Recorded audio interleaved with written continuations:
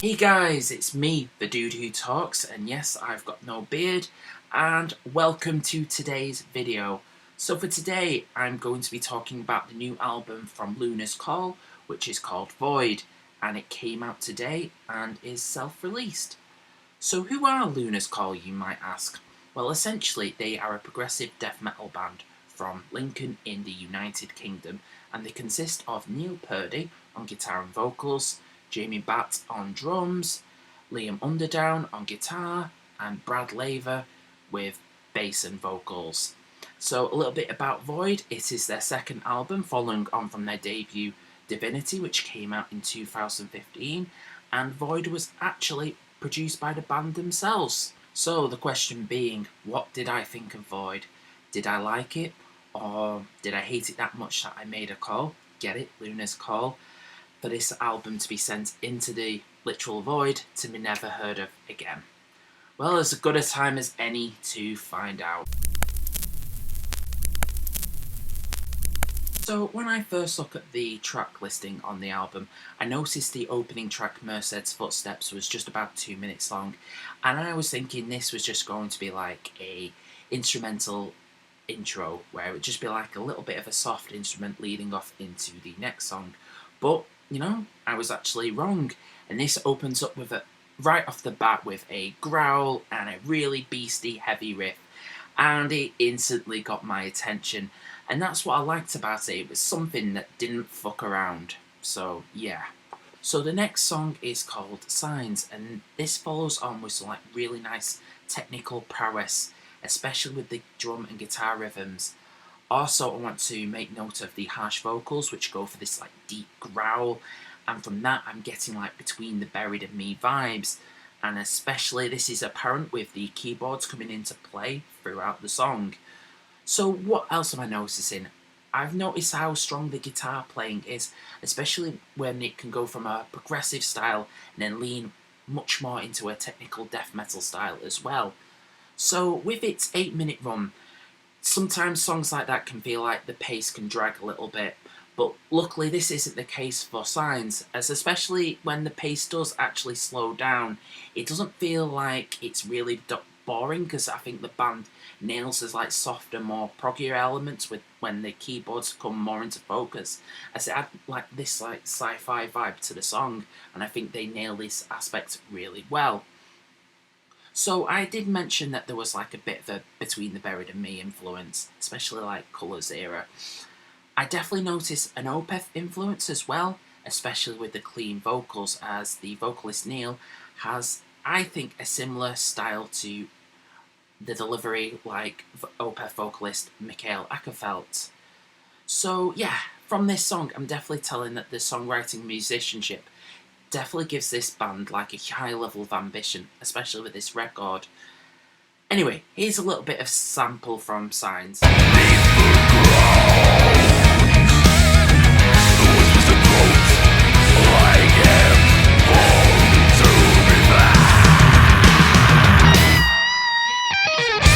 Of ambition. The next song is called Solar Immolation, and it is the longest song on the album, which is clocking in at about 13 minutes long, just a bit more. This song really piqued my interest upon my first listen. Now, I was thinking that it would start off really strong, but then it would wane quite a bit in places, like the song White Walls off the album Colours. Even though that song is really cool, I absolutely love it. So, yeah, I was a bit wrong on that, because right off the bat, this song wastes no time in getting going. You got the growls, you got the blast beats, and you definitely have the riffs. And also barely just leaving the 2-minute mark, we get one hell of a solo. And while this is happening, you start to hear the bass a little bit more, and you treat it to like a really like sick bass line. Also, I want to make a note of what happens in the 4-minute mark, where you think like the song is going to slow down, but they pull the rug from under your feet and go, "Ha! Fooled you," and it kicks off again. Now, one thing I want to say about these guys is that they definitely do not do filler, and they definitely know how to keep the momentum up on like longer songs. Even when the pace is slowed down eventually, near the halfway point, it doesn't feel out of place or doesn't feel like a mood killer. And especially it's like this really cool instrumental passage which is quite soft, and it's got like Dream Theater vibes to it, so it's like always a plus in my book. And from that, Solar Immolation is the strongest song on the album, hands down for me, because it just has that epic ambition without sounding self-indulgent, which, to be honest, let's face it, some prog bands are very guilty of that, and also for its sheer heaviness plus songwriting. So after Solar Immolation, the next song is called Enceladus, The Life Inside, and this veers into a much more softer progressive side, with the keyboards having much more of a presence and the guitars and drums and bass taking much more of a back seat on this song. And there's also towards the end an inclusion of an orchestral side to the band, which is a nice surprise. And for me, just for the sheer progginess of this song, I feel like it's something that would definitely make Steven Wilson smile. Though in the next song, called Locus, a similar tradition is followed, where it kind of got like a bit of a Damnation era side to Opeth, though a little bit towards in the song, a growl comes in, and I'm thinking, yes, this is more Blackwater Park. And then the song really picks up, it gets really heavy. And I'm liking that kind of alteration between a much more softer melodic side and a much more heavy side, with the inclusion like keyboards playing throughout, so I love that just nice mix. This then leads off into the next song, which is called Into Bile They Bathe. Now, you've seen that advert for Carlsberg. If Carlsberg did such and such, it'd probably be the best thing in the world. So if Luna's Call did straightforward heavy songs, it would sound similar to this. This isn't a knock on the band by any means. It's like in the 3-minute runtime, we are treated to what Luna's Call do best, which is straight to the point heaviness with a high level of technical prowess. And boy, it is a fucking fast song. So I thought initially that there wasn't going to be like, an instrumental intro, but Silverfish kind of serves as that, as like this interlude, which I feel like is their Viridian, which is off the album Colours, and that's like this short 2-minute segment that leads off into the last song on that album called White Walls. And yeah, this Silverfish leads off into the last song on the album, which is called Fly Further Cosmonaut, which, yeah, it does have a White Walls feel to it with its like arrangement. Anyway, comparisons aside to that song, this song is an epic closer, from the way it starts off heavy and then having a much more psychedelic, softer passage in the song, and then going back to heavy, and then having like a few melodic moments with like more clean vocals. So I felt that the structure of the song has a bit of a Devin Townsend influence, and I think it wouldn't be out of place on one of his records. Though all that aside, the song really goes off on the deep end on terms of heaviness, with the use of like chugging riffs and even more like blast beats. Even towards the very end, like the riff is like broken down and you just want to headbang.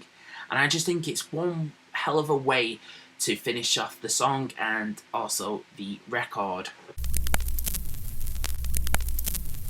Well, there wasn't anything that I did not like about this album. I thought it was like pretty sublime.